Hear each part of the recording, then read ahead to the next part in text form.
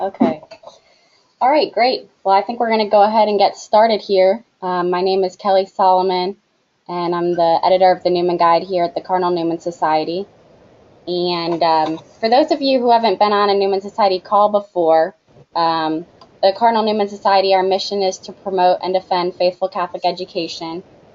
And we work in both higher ed and K-12 education. Some of you may be familiar with our Newman Guide, which recommends all of your institutions. And as a part of, sort of an extension of our Newman Guide, we have working groups of members from our various colleges. So we meet regularly with admissions staff and student life staff, and we host an annual president's meeting in January just before the March for Life. And this year we launched our new working group of athletic directors.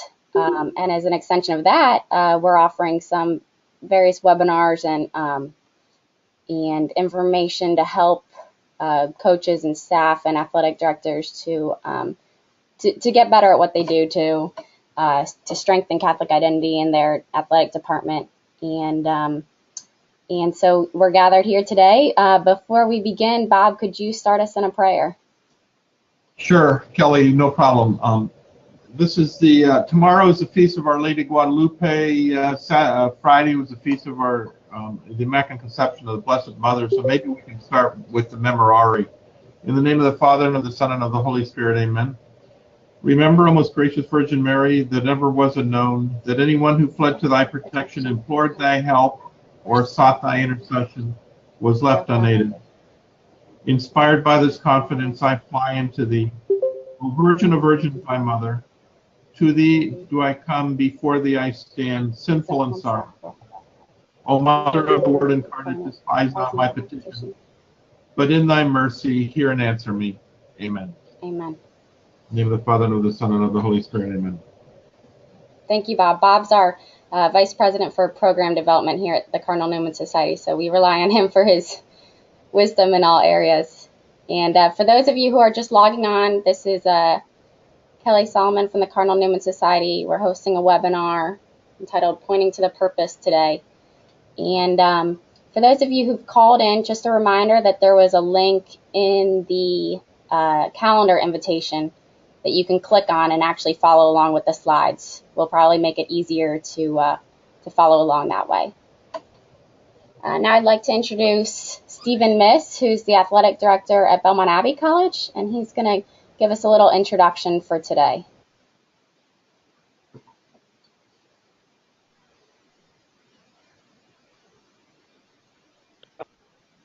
I would be remiss if I didn't thank, on behalf of all of us, both Bob and Kelly and all those working so diligently at the Newman Guide, for organizing and making possible not only this very important call, but for all your good work on behalf of all of us. So thank you, Bob, and thank you, Kelly, for setting this up. Thanks, Stephen. You're quite welcome, Stephen. I'm going to start us off with a quick quote here from Ex Corde Ecclesiae from St. John Paul II about what it is that we're doing, I think. So this is, at its core, at its essence, quote, "A Catholic university pursues objectives through its formation of an authentic human community animated by the Spirit of Christ. The source of its unity springs from a common dedication to the truth, a common vision of the dignity of the human person, and ultimately the person and message of Christ, which gives the institution its distinctive character. As a result of this inspiration, the community is animated by a spirit of freedom and charity. It is characterized by mutual respect, sincere dialogue, and protection of the rights of individuals." So in keeping with this directive from St. John Paul II, I'm going to try and set up a little bit this presentation of sport with a purpose. And I think, if I can be frank, ladies and gentlemen, we collectively are attempting to reclaim the culture of sport at the moment. We are attempting to restore the essence of sport, and are fortunate to have the two speakers this morning at the forefront of this movement, along with Dr. Thielfelder and many others, who are realizing this vision in deed and in word. So I think real quickly, for those who aren't familiar, Jay Phillips is the head coach of cross-country track and field at Mount St. Mary's, which is his alma mater. He's a 2005 graduate, and he returned to become their head coach in 2015. I think that it's important to know that Coach Phillips is the winner of the Sheridan Award. He won that award in 2005, and that award is voted on by Mount St. Mary's Athletic Department. It's awarded to the college student athlete who, through athletic and academic achievement, has exemplified the spirit and dedication demanded by intercollegiate athletics, and who, through such activity, has fostered the ideals of Monsignor John L. Sheridan at Mount St. Mary's University. During his time as an assistant coach at the Mount, Phillips started the Faith and Academics program in 2010, which was designed to provide student athletes with the opportunity to meaningfully integrate their life as an athlete with their spiritual life. And Phillips has also served as a lecturer in the undergraduate theology department from 2008 to 2014, continues to teach ethics and sports management for the Masters in Sports Management program there. He's also been awarded the university's most prestigious academic award, the Flanagan Memorial Prize, which is given to the graduate who best represents the mission of Mount St. Mary's University, scholarship, conduct, and leadership. Importantly, from my standpoint, he was also the head coach at Belmont Abbey College for a short period of time, about 10 months prior to returning to his alma mater to take the leadership of that program. Our other presenter, Michael Salomon, I think his number one claim to fame is that he's married to Kelly Salomon, but that's just me personally. In addition, he is a graduate from the Mount as well. Also was the senior 2012-2013 award winner of the Sheridan Award. So both our presenters have won the most prestigious award you can as a student athlete at Mount St. Mary's. Coach Salomon is in his 5th year as head coach here at Belmont Abbey College.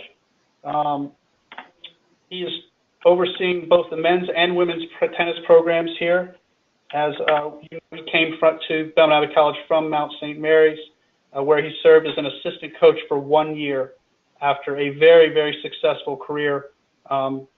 He's the all-time leading singles winner, all-time leading doubles winner in school history, among many, many other accolades.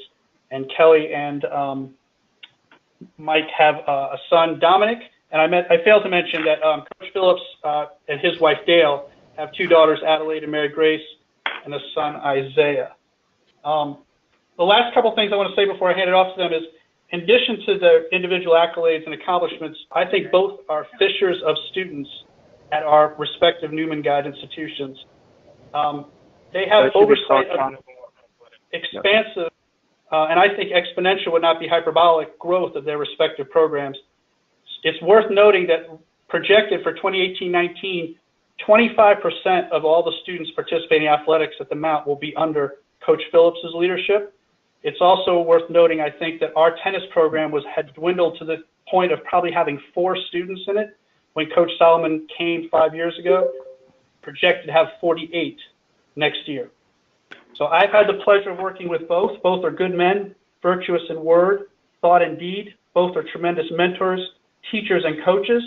Both are servant leaders who are actively assisting the students with whom they work directly on a daily basis to realize their full potential mentally, spiritually, and athletically, so that these young ladies and young men may become a blessing to themselves and others. Those of you who know Jay and Mike will not at all be surprised to know that when asked to provide a brief overview or synopsis of their presentation today, Jay told me, quote, "What we're going to talk about are reflections and thoughts on sports purpose and point, showing how answering these questions can provide much needed clarity and guidance to a coherent Catholic vision of sport." And Mike, during a follow-up conversation, said, "Yeah, that's about right." So, without further ado, other than to say that there will be an opportunity for questions and answers after their prepared remarks, it is both my honor and privilege to virtually pass the mic and hand things over to Coaches Jay Phillips and Michael Salomon. The floor is yours, gentlemen. Thank you, Stephen. Thank you, Coach. That's much appreciated. Well, this is Mike. I'm going to be doing the very beginning of this, and hopefully, for those of you on the webinar, you'll be able to follow along with the slides as they go.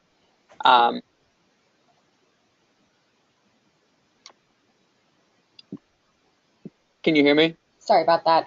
You're back. Okay, thank you. But obviously the title of what we're talking about today is called Pointing to the Purpose.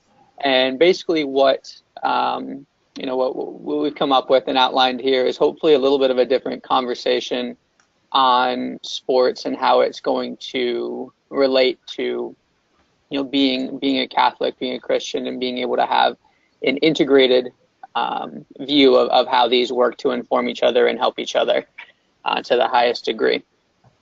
So to start off with, just a little bit of an introduction here. And all of us are here in some capacity because, we're a part of this world sports market. And within college athletics, for the most part, or have participated. And obviously the market cap for, sports around the world is an unbelievably high number. $91 billion is, at least for me, almost unfathomable as to what that entails. And, more than anything, I think this goes to show that there is goes without saying for all of us, a very, very strong impact of athletics in our culture. And one of the things that I think we felt, particularly in the, working at Catholic schools and Catholic community, is that we need to have some sort of impact in that environment, in that market. I mean, a lot of different places do a lot of different things and do them very well. I know, and I'm missing quite a few on this list, but just off the top of my head, it came up with Catholic Athletes for Christ, Varsity Catholic, sports leader, various colleges running their own programs, professional teams having their own services, chaplains, if you have that on campus, particularly for us at Belmont Abbey, a monastic influence, and the list goes on and on and on. And with this huge $91 billion beast, there's a lot of, I think, questions on what should we do and how should we do it? How can we, provide a picture that's going to be able to integrate these things together? And there are a lot of fundamental questions that obviously, we don't have great consistency or clarity in answering all of the time. So if you take a look at the next slide on the webinar, some of the hard questions, and obviously this is by no means a comprehensive list, but I'm going to read these out for those of you on the call and not on the webinar. But some of the big things, that we struggle to resolve and struggle to answer the same way in all of our respective environments. And some of them are: should we care about winning? Can we care about winning too much? What would make sport different at a Catholic school versus a secular school? Can we be both virtuous and elite performers? Does virtue help make us an elite athlete? How is wealth tainted the sport? Should there be scholarships in Catholic sports? And how do play, excellence, winning, and all of the time that we invest in sports interact with each other? And if they do, is there a relationship?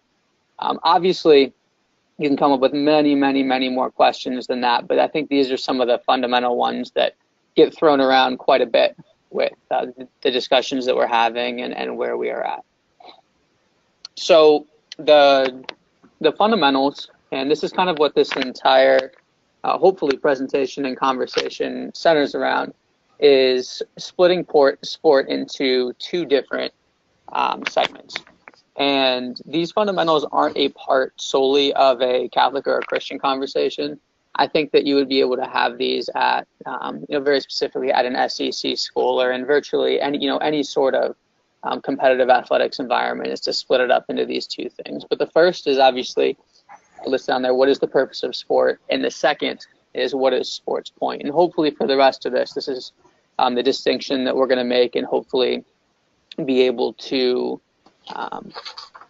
again, have a little bit of a different conversation about. So the distinction between purpose and point, now I'm going to start with purpose here, but when we're able to split these two things, I think it can help us understand the nature of sport a little bit better.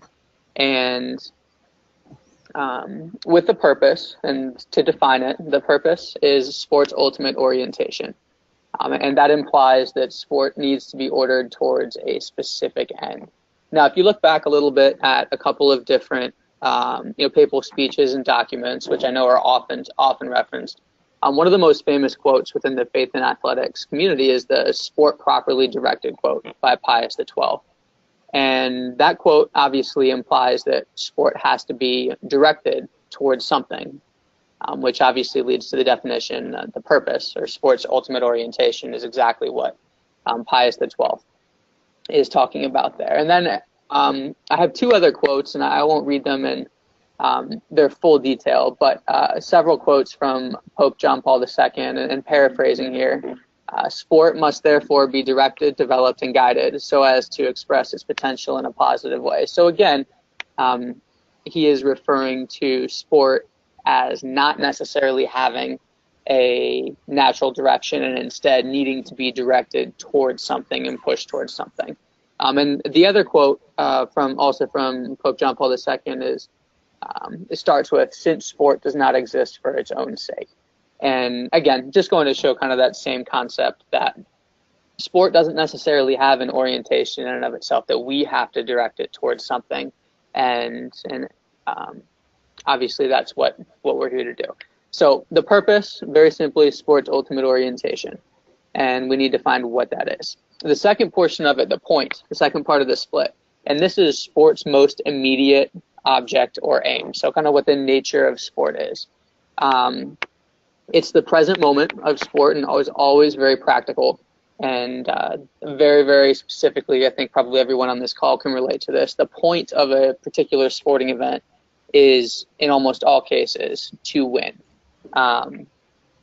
And again, there are a lot of quotes here at the end of this webinar that we can go back and look through. But John Paul II consistently speaks about sport in a way where it has this natural end of competition and of winning. So without losing its true nature is the quote that he specifically talks about over and over again. So I'm going to talk for a moment, splitting the point and the purpose. We're going to talk a little bit about purpose, and then I'm going to hand over the point portion of it to Coach Phillips. So the purpose, and obviously the ultimate orientation, poses some challenges in that it doesn't seem like there's a common understanding of what sport's ultimate purpose is. And as it sits right now, it is this huge, $91 billion cultural force that doesn't have a consistent, deliberate direction within all the different areas that it's practiced. And, there have been, obviously, as we just talked about, two popes that have spoken on sport needing a direction, Pope Pius XII and John Paul II. So, again, the purpose is something that we need to be able to find, and people keep in the faith community pointing that we do need to find it, and the question is obviously how will we do that? So I'm going to outline a couple of possible purposes here, especially for college athletes, and I think again most of these should be pretty relatable because we either have been in this way before as an athlete, or working in some capacity in athletics, we know somebody or have seen some experience where these are the case. And these purposes that most people look at, I think in today's day and age within sports are the following. And this isn't necessarily an exhaustive list, but I think it's some of the big picture pieces here. So first is human physical excellence. And the idea behind that is that sport is to push and test the limit of the human person and emphasizes the beauty and art of sport. So a good example of this would be like a track athlete who runs let's say a 100-meter race. And this track athlete already owns the conference record time, but works to push and push and push, and to be able to set another record, not necessarily just to beat out his opponents, but because he is shooting for, or she is shooting for, testing the limits that they have. The second purpose that I think we can definitely see examples of this is the quote unquote get paid model. And what this is that sports purpose in some way has to do with gaining some sort of monetary value out of it, or fame value, or something that can directly relate to the individual. So whether it be to earn the scholarship, make the pros, become famous, have your face on an advertisement, that is the idea of the get paid model. The third purpose they have outlined here is recreation. And when you outline sports purpose as to recreate, it is a good in and of itself. And a lot of times we see in various ways this playing out, particularly on college campuses. But a good way to, or a specific example that we can look at, I think, is sometimes intramurals have a bit of that recreational aspect to it, rather than, you know, someone putting in time and effort and years of training for the, you know, the intramural contest that they will be participating in. And the final purpose that we have outlined here is formation. And what this looks like is that sports purpose is to develop virtue, build character, and form the human person towards being the very best that they are capable of becoming in all things. And I think this is, in a large part, what all of us, hopefully on this phone call, hold in common in some capacity, is that we're all striving for some portion, some piece of this in what we're doing. And the practical side of it, of how we can get there, I'm going to turn over to Coach Phillips here. Great. Appreciate it, Mike. So, you know, one of the things that I've struggled with for years, and I think even talking with lots of men and women that are trying to bridge this gap between faith and athletics, is this formational component, with the obvious experience that sport is about winning or developing athletic excellence, and how those two things sort of dance with each other, is something that's worth just continuing to talk about. So, so shifting over to the point, you know, there's a little discussion on the purpose of sport. Very often, there's even less discussion on what the point of sport is. What we're actually trying to do in each and every present moment as we prepare to compete and actually compete. And the tendency, if we don't clarify this, is that we fill the present moment with sport with all sorts of random things that may or may not be integral to what sport is. And within our Catholic conversation, there are a lot of these concepts that are thrown around and used well sometimes, but oftentimes also used as a distraction to what the present moment is in sport. So these common concepts, and again, they're good concepts. They're things that we struggle with well. You know, one is our attempt to make sport more Catholic, right? To make sport more holy. So we have this thing called sport, and we put you know, we pray before or after a game. You know, we make the sign of the cross, and you know, anytime we can before we race, in between plays, this and that. We try to fill sports teams with an ever increasing amount of community service demands, or we make the focus of what we're doing in sport to do it virtuously. Another common concept is really honing in on this idea of virtue, and with that, we all know sport has an excellent natural ability to form people, and so we harness that, and we talk about whether or not developing virtue being the thing that really matters, and sometimes we do a decent job of it, sometimes not. But you know, from my perspective, a lot of athletes, when we overemphasize the virtue component, what they hear, and it may not, you know, it may be because they're 18, 22, is that winning and losing doesn't really matter, and how do we sort of bridge that gap to them. And then the final model is this platform model. God's given you these talents, work hard at these sports, achieve this platform so that you can spread the gospel, right? So using sport, using your success at sport to spread God's message and word. So within those concepts, there are common challenges that athletes and coaches that we talk to about, I think, have very legitimate questions about their experience in sport, that those concepts have a tough time handling and answering with consistency, right? So why is striving for and achieving athletic excellence, why is winning important?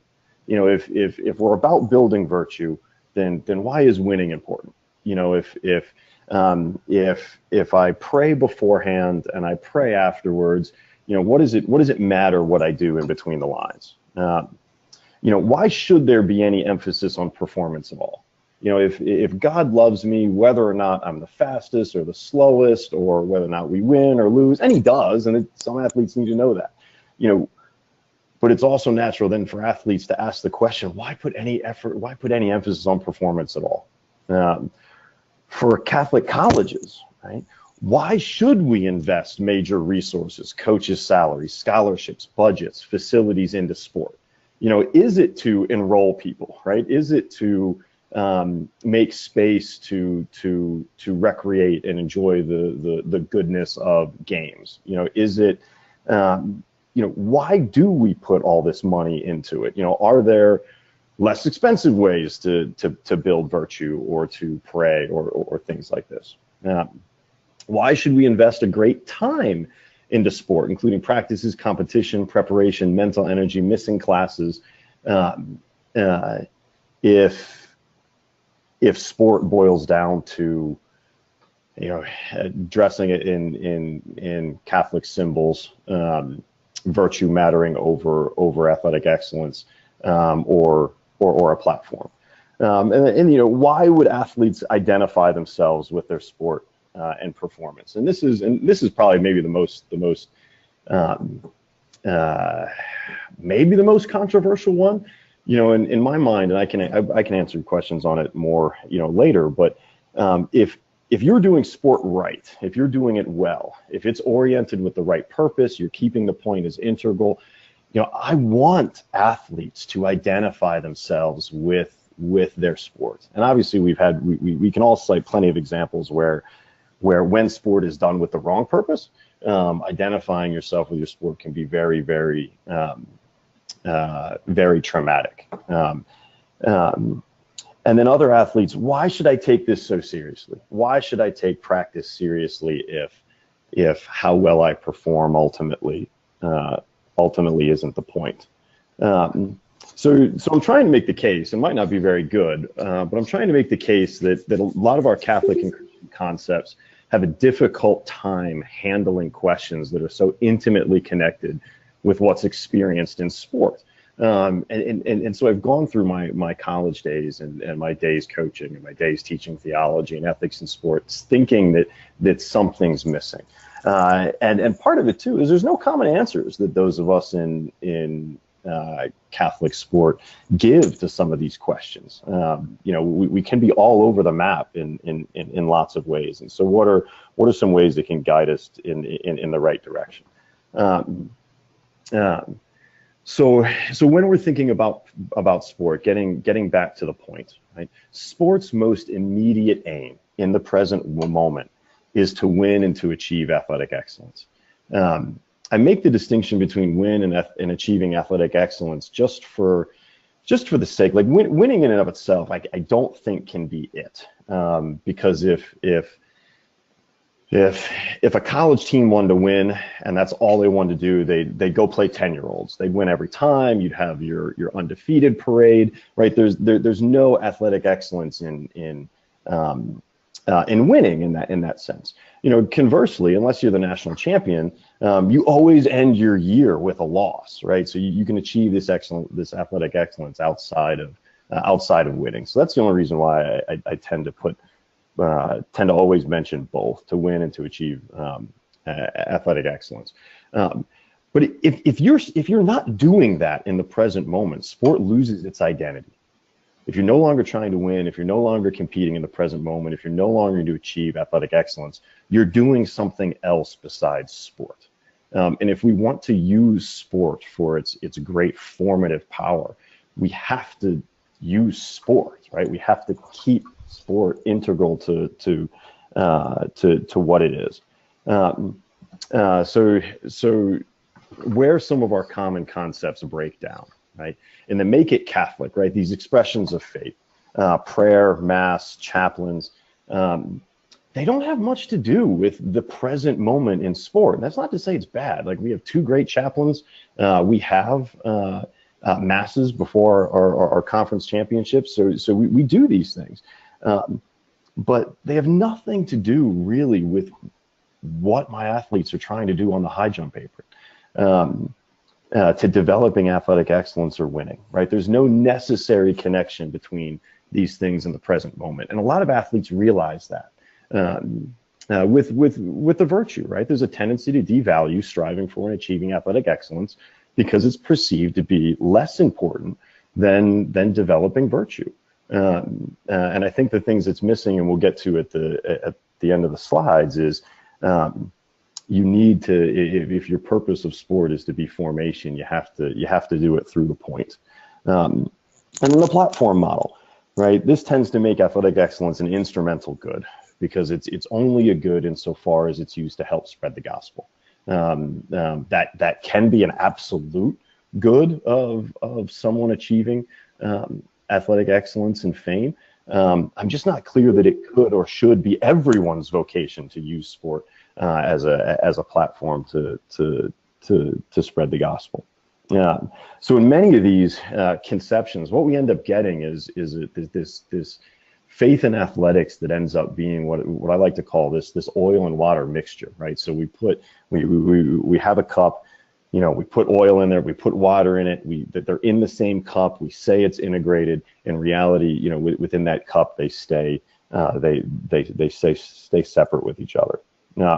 So what do we mean? So what do we need? And many people can debate whether or not the problem that I think is existing even exists. But if it does, then what do we need, right? What people interested in faith-based athletics need are concepts of sport where the purpose of sport is human formation, and the point of sport is to achieve athletic excellence and to compete to win. We need to have that right purpose and that right point. Keeping these two things in the right place and in the right order, it keeps the integrity of sport and connects with the natural experience and reality of athletes participating in the present moment of sport. Right? The point of sport is to beat somebody. It's to achieve some athletic excellence, and we shouldn't walk away from that. That's what sport is. However, it orients that present moment toward the service of humanity, toward forming young men and women. It provides the proper direction that John Paul II and Pius XII are looking for without sacrificing the integrity of competition or the nature of competitive sports. So here's the progression. Here's how these two things are connected. The purpose must be achieved through the point. And so the purpose, human formation, must be achieved through the striving for athletic excellence or trying to win. So if you're going to form someone, if you're going to use a tennis racket and a tennis ball and a net to make someone more selfless, you must do it through trying to win or trying to achieve the excellence of tennis. That purpose, everything must go through that point. So here for an example, I've had this conversation with our VCs a lot, and to various years, various ones sort of agree with me or not. But where's the Bible study that helps me win a football game? We have Bible studies that help me be a good father. We have Bible studies that help me be a good husband. You're spending so much time doing this sport. God wants to form you into who he needs you to be through this sport. So where's this by, read Luke with the mindset of how to help you be a great sprinter. Because God's going to use that practice and that competition to form you into the person he needs you to be. That point, right, that winning, that athletic excellence must be oriented toward the purpose. And this is where the world just fails, right? In many times the world gets the point. I got to win, because then I'll get paid, because then I'll get that scholarship, yada, yada. Winning in athletic excellence must be directed towards human formation. If all I cared about was winning, I think you'd still set it up this way. I think human formation is the correct purpose of sport, even if all you cared about was athletic excellence. But this is where orienting that point, keeping the point what it is, and then orienting that point toward human formation is what John Paul II, Pope Pius XII is looking for. And then one of the things I'd like for us to do moving forward is to test this purpose and point concept, right? So read any article, put together your formation plan, hear any speech, and test it based on these ideas of point and purpose, right? So what purpose of sport is the person presenting? Is it truly human formation? If it is human formation towards what? Is there a particular end goal? Does it keep the point, right? Does this person keep the present moment of sport intact, as in trying to win or trying to achieve athletic excellence? Or does it try to do something with sport here entirely? And in the end, just a couple of quotes from John Paul II that I think lay credence to the dynamic that we're suggesting may be helpful there, right? Sport, without using its true nature, can answer the needs of our time. It arouses a healthy sense of competition, leading to the full development of every human person. The church recognizes the fundamental dignity of sport in its intrinsic reality as a factor of human formation, right? Where John Paul II is talking about keeping sport as sport. This third one is amazing in terms of its linking to the importance of performance for the human formation. Because of its implicit commitment to sacrifice, tenacity, discipline, self-control, with a view toward a concrete prospect of victory, right? It's a training of the will, a constant school of human formation and personal maturity. And then the final one, for the purpose of constantly improving the performance of each member of the team. Thus, it allows a person to mature in faith by individual effort and the team spirit.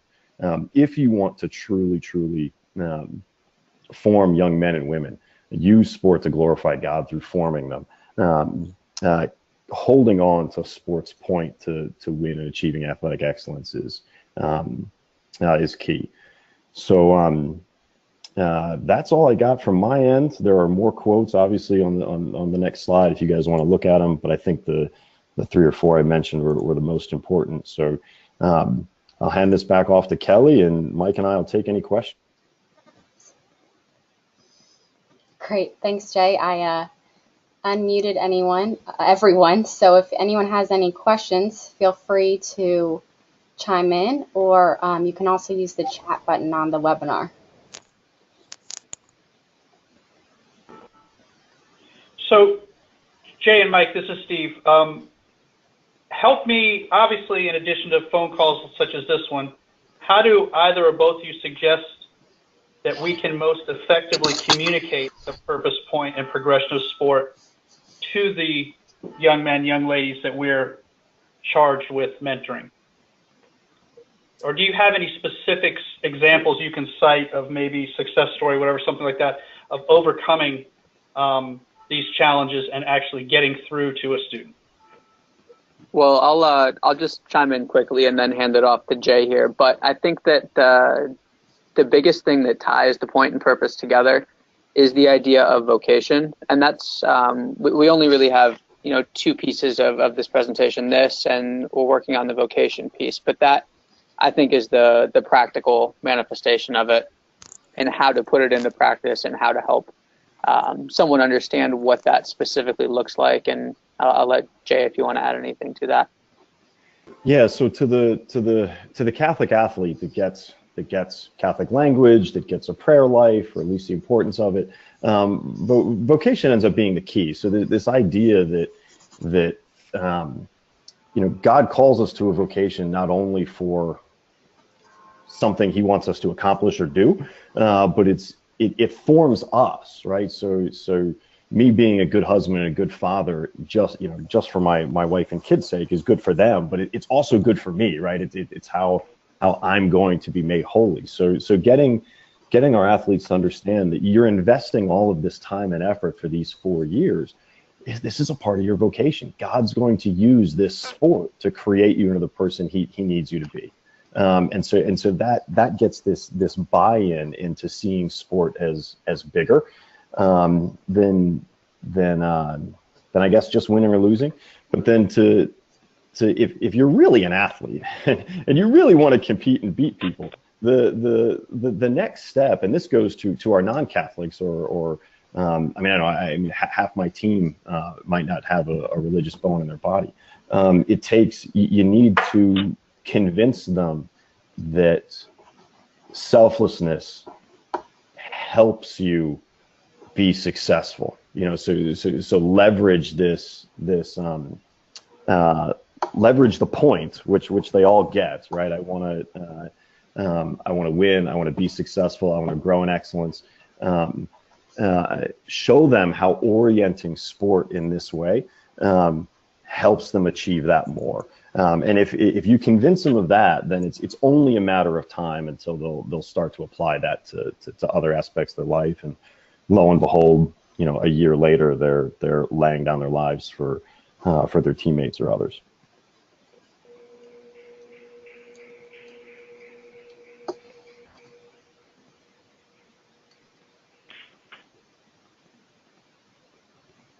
Great. Do we have any other questions?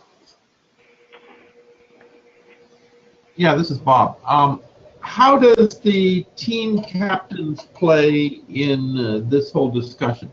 Obviously, they're sort of the student leader on the team, and obviously you're probably not hiring, but you're selecting people that think the same way you do. But can you talk a little about that? Well, this is Mike. I think there's a little bit of a subjective aspect to this one, depending upon what kind of program that you have, what kind of sport that you're in, and some of the dynamics within the team. But obviously, if you want this to become a consistent principle across, the senior captain down to your incoming freshman, it's something that the leadership needs to be able to not only understand but also to communicate. And I would say my programs, men's and women's tennis, are by no means a shining example of doing it perfectly. But being able to consistently communicate with leadership about some of these things and hitting on the same points over and over again in different ways, with coaching on court, with our meetings that we have off the court, the physical side of it, whatever it is that we're doing, of trying to make sure that the consistent principle of athletic excellence is what we're trying to accomplish, and then having the perspective that as what we're doing and why we're trying to accomplish it, it's ultimately leading towards that idea of to be the best version of yourself, to do everything you can to be your best. And so I think consistency in communication with leaders and being able to identify leaders that can also communicate that to others is a really essential piece of integrating that into a program. Yeah, and for me, we do captains a little differently. So the team votes. Sometimes they vote on people we wouldn't select, but for us, I think it's advantageous for me to know, and my coaching staff to know who the team views as their leaders, because then that's who my staff knows we need to win over to this side. So then we invest a lot of time and energy into them getting to the point to where when an underclassman comes up to them and is like, okay, why is Coach Phillips having me fill out this survey? Why do we have this meeting where we talk about leadership and we're reading about the Beatitudes? Like, what is this stuff? Because they're going to go to the captains before they're going to go to the coach. That the captains at the very least can say, look, just trust this stuff. You'll see its value in a little bit. And if they can do more than that, great. But we use captains just to see what leaders on the team we end up needing to win over to this a little bit. Great, thanks.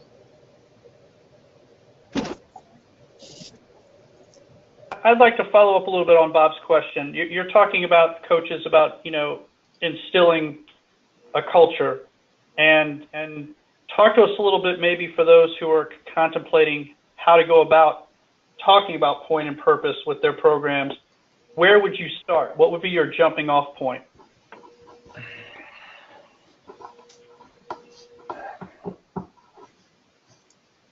Well, this is Mike, and I'll just kind of give and Jay talked about this a little bit in the presentation as well. I don't think it was written down, but the idea of creating buy-in, which is obviously incredibly important. And the one thing that I think most college athletes, no matter where that they're at, understand is that there's some aspect of athletic excellence or winning that they came to achieve and accomplish. And I think to be able to have the conversation about point and purpose, I think most athletes want to know that their coach does care about what they care about, which is playing to win, competing to win, and athletic excellence. And I think Jay can probably talk quite a bit about, various ways that, with his track program in particular, they're able to implement and develop that. But I think the starting point, that's the one thing I feel is pretty universal amongst a high level of competitive athlete playing at the college level. Yeah, I mean, it's a bit of a challenge because you constantly have to keep your audience in mind, right? So what is it that you want to convey or teach them or get them to grow in a certain direction? But then also where are they? And any given team could be a very different place. You have a dozen people on a basketball team. It's a very, very different sort of scenario than 100-person track and field team. I mean, for the people that are tough to buy in, what you can agree on is that athletic excellence piece. After that,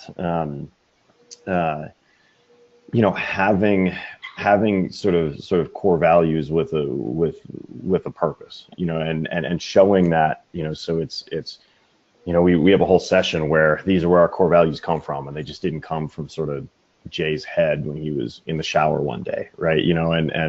And when I say selflessness and when I convey selflessness, right, what I have in my head is Jesus on the cross laying down his life for anyone and everyone. Now I can't, at least to my team, I can't hold up a crucifix and say, this is the purpose of what we're doing. But selflessness is something that they get, right? They get that championship teams are selfless, and so then as soon as you connect championship team with selflessness, you have this traction then to form them in all sorts of ways. I think the most important thing to do when you're a coach and you're building this sort of formation program is have a clear sense of where you want them to go, where you want them to be, and a clear sense of where they are. And then you can find, sort of things to bridge that. But I think very few of us have even spent a lot of times thinking about where specifically we want our kids to be when they graduate. No, I think I don't know, and it's always a work in progress. I do feel like still a third of my team just nods at me, but once you get that critical mass, you sort of they're not resisting it anymore. And then recruiting is huge. If you say this stuff up front, then you'll get athletes in that are bought in, even if they're not your daily mass going Catholic. Thank you.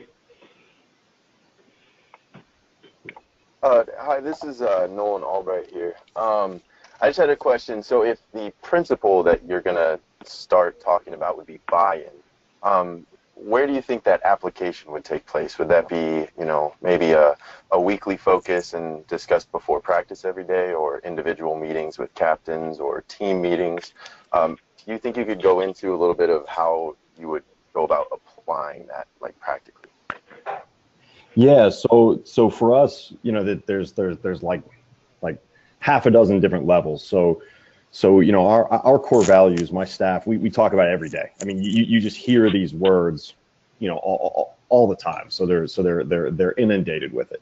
The 30 people I coach get graded every week. I literally write letter grades with notes based on their focus, their courage, oh gosh, I'm blanking on whatever else, integrity, and then they get meet grades, and not meet grades based on how far they jump, but meet grades on the things that they can control.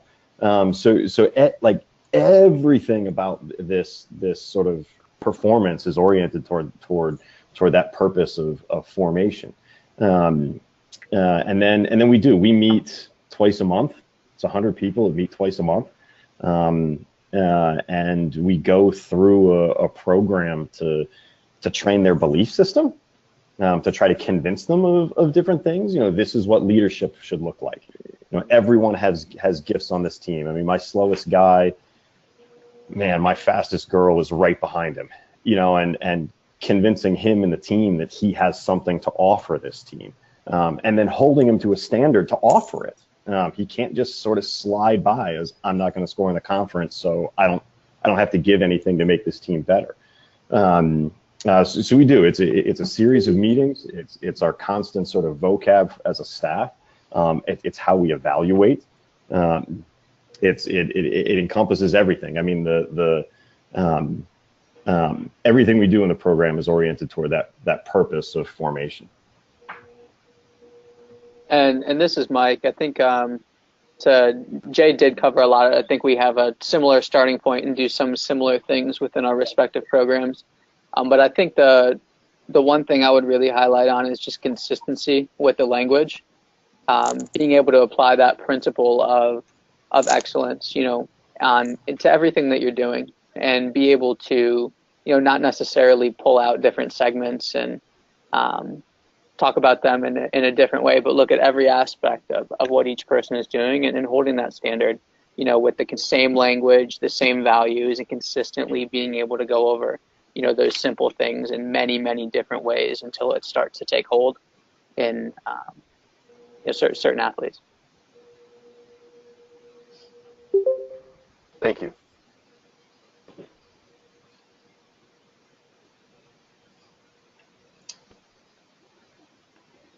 Probably have time for one more question if there's one more.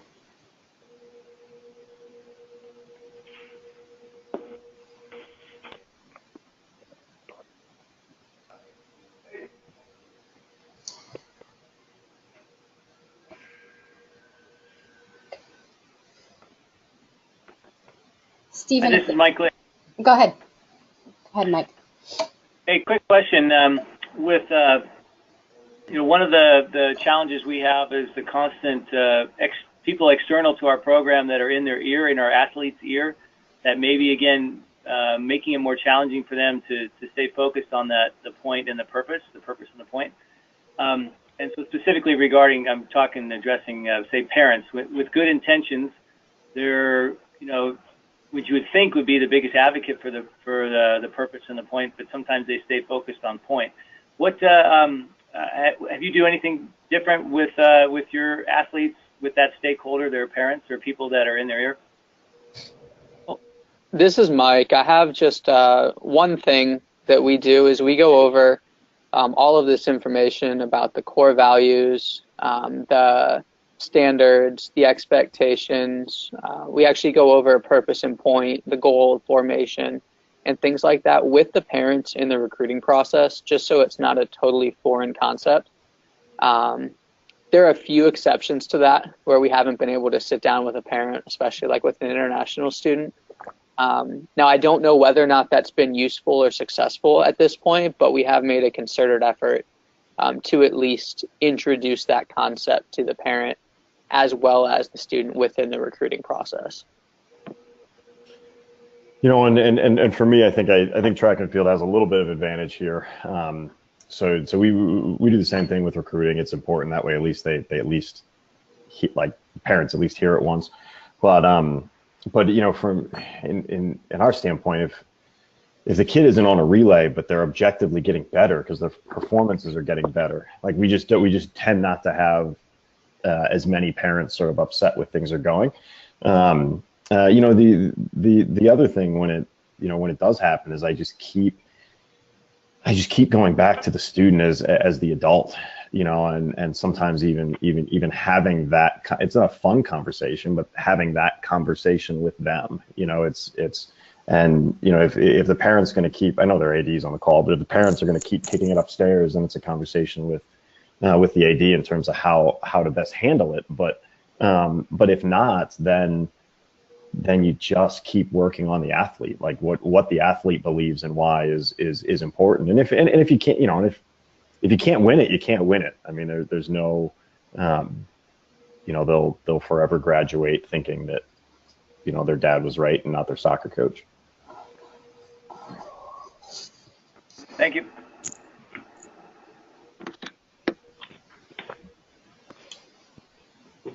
Okay, great. Well, if there are no other questions for today, we're about at our hour mark here. I want to thank you all for being on the call today. We really appreciate you taking the time to listen in. And I'll ask Jay and Mike if it's okay if I send out the PowerPoint to you all. And you can feel free, if you have any more questions, you can pass them along to me, Kelly Salomon at the Cardinal Newman Society, or Jay or Mike directly. And we hope we can offer more things like this in the future. If you find it to be helpful, please let us know. And hope you all have a great day. Thank you, guys. Great. Thank you. Thank you. Thank you. Thank you. Thank you. Appreciate it.